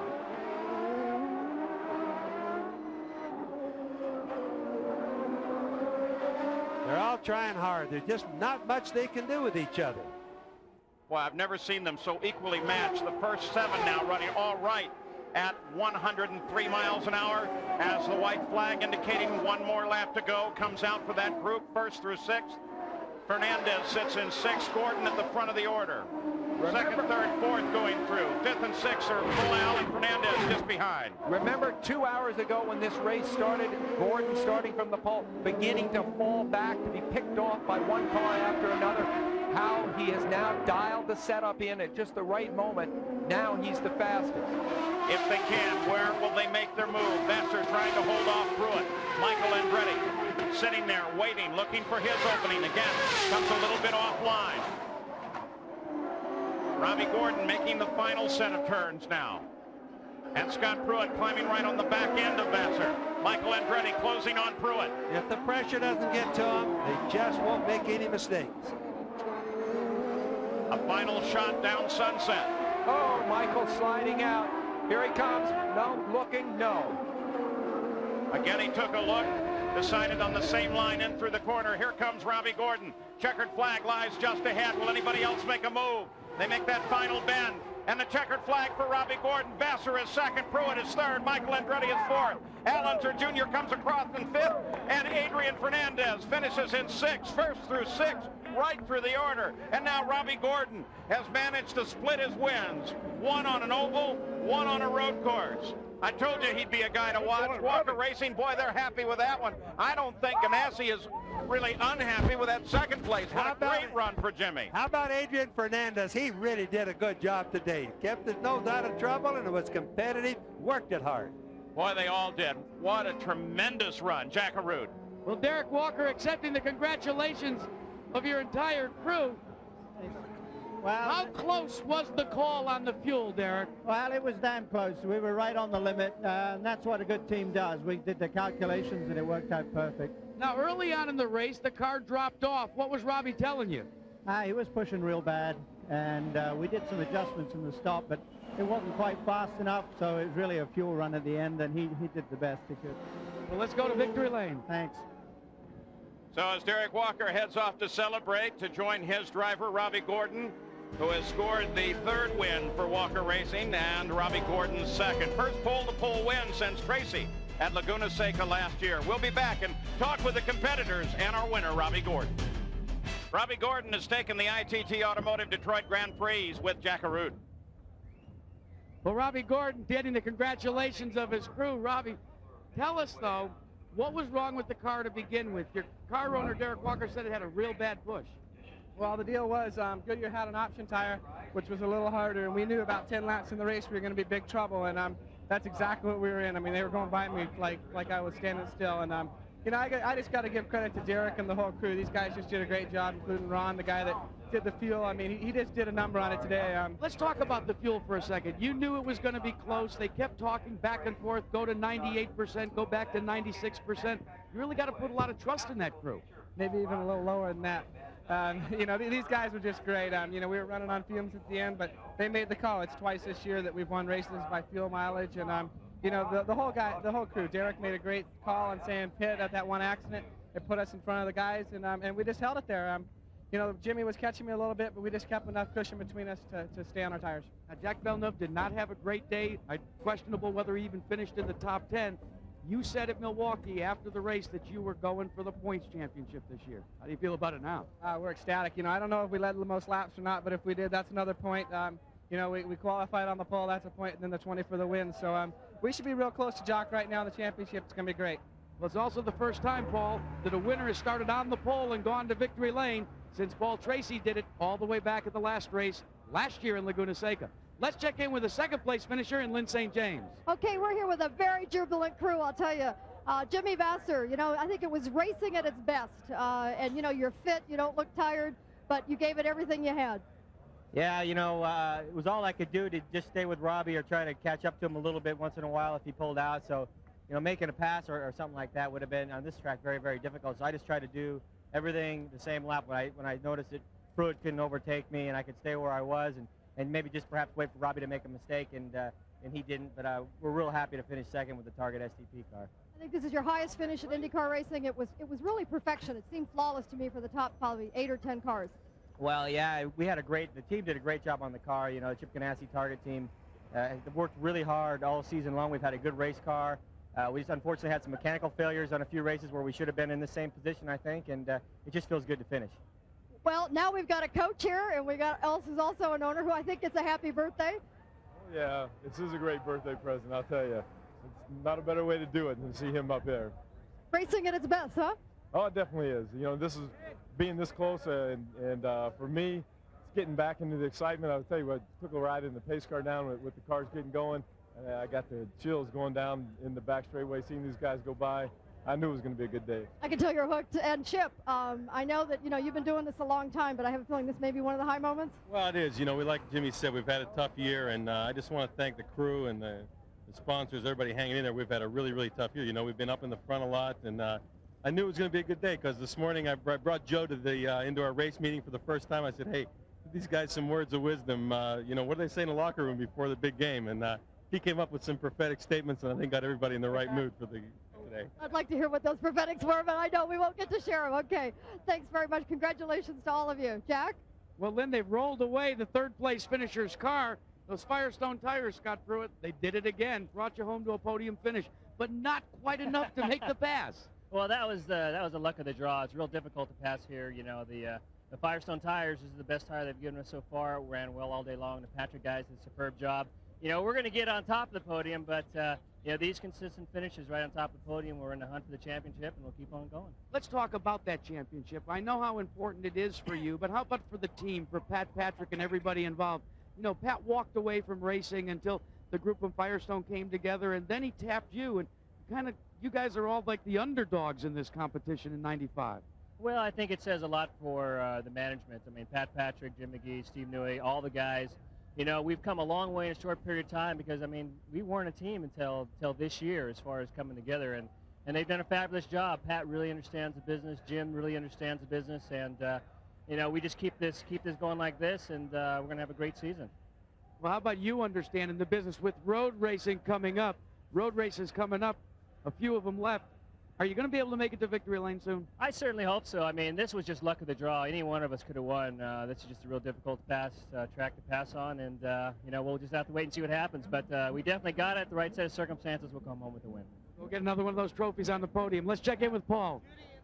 Well, congratulations to the top three. IndyCar announced their 96 schedule today, adding Rio de Janeiro, Brazil. Now, 2 TBA dates. They're trying to work out the exact transportation for those two, but they're going to fall apparently between March 3rd and April 14th.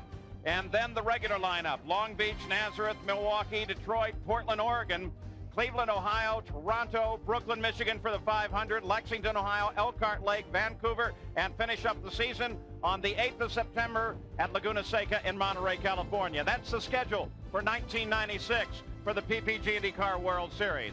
Michael Andretti finished today in 4th place. He's with Lynn. Well, Michael Andretti, it's probably one of the first times in a long time you haven't actually led a race, and I know you're disappointed, but at the same time, I know you had a really good car, but there was just nowhere to use it, to be able to get it out there. Exactly, nowhere to use it. It was all track position. We definitely had the quickest car because when I was behind the group, the lead group, I'd be running 13.1s, and then I'd back off a little bit to see what I could do by myself, and then I'd do a 12.4 by myself. So they were slowing me up a ton, but I just couldn't pass them, you know.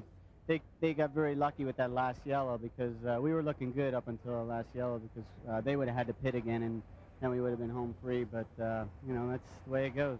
But you have to say that, I mean, with the precision of which everybody was running in those top 8, or really, because it was not only in front of you but behind you, that it's kind of road racing at its best. And from a street course standpoint, I mean, it's not maybe the finish you'd like to have, but at the same time, looking from it, it was really good racing.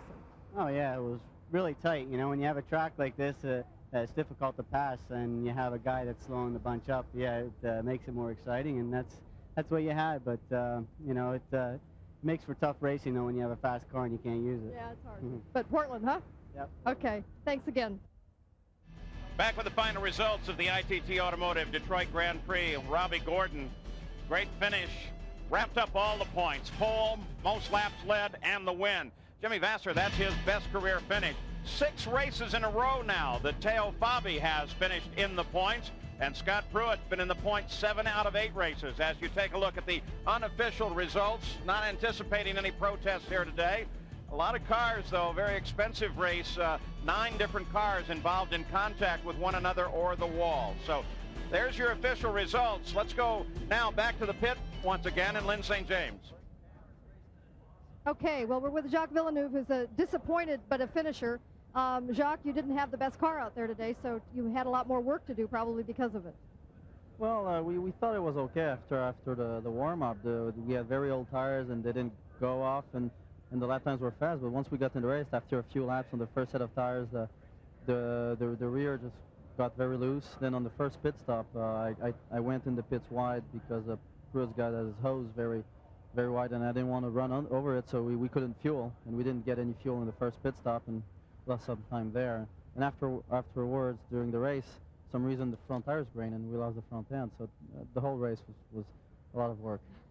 A lot, too much work, but at least you got to finish. Thanks. Congratulations, Steve. Yeah. Okay, Jack. Well, then the guy that finished at 5th place led for a while. What was the pass like that you lost the lead? Well, we lost the lead when we came in on that final stop, and then trying to get back out, you know, we just, I guess Gordon and Vassar had pitted earlier, and they lucked into that last yellow. You know, you just can't see that coming, and so that last yellow they were able to stay out because we were expecting them to pit. Well, Paul, though, for Allenser Jr., it's unofficially 4th in the points. That's what's very important today, and he did say that the race would be won and lost on pit road.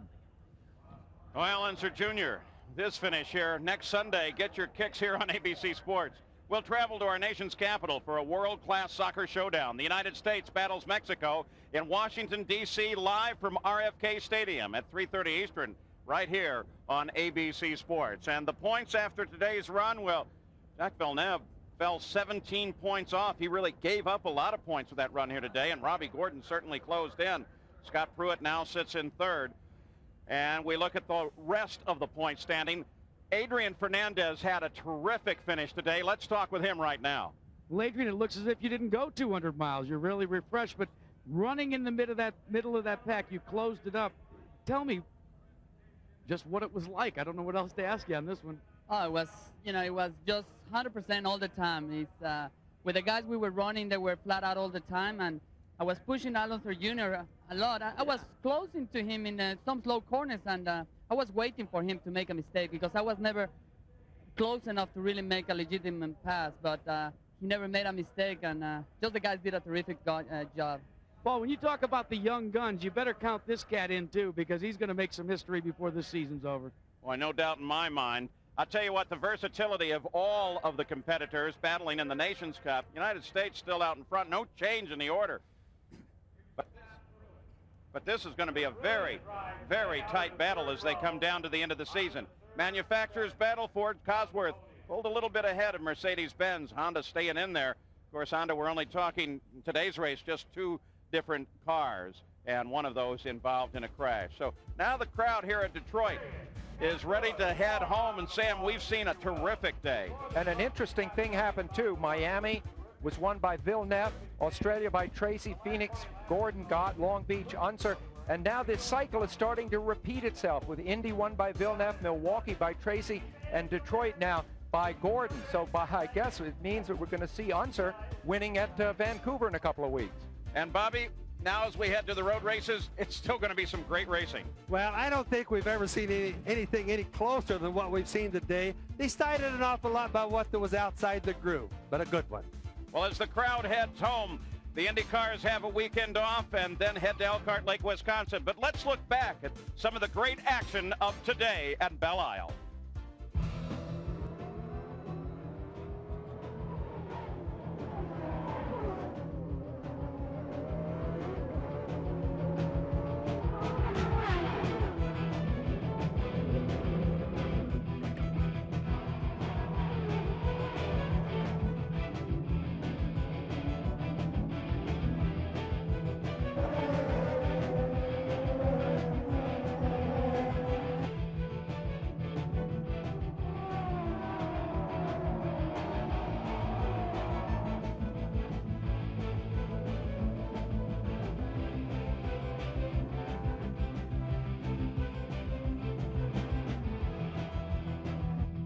The IndyCar Series resumes in 2 weeks from today at Portland. Coverage on ESPN.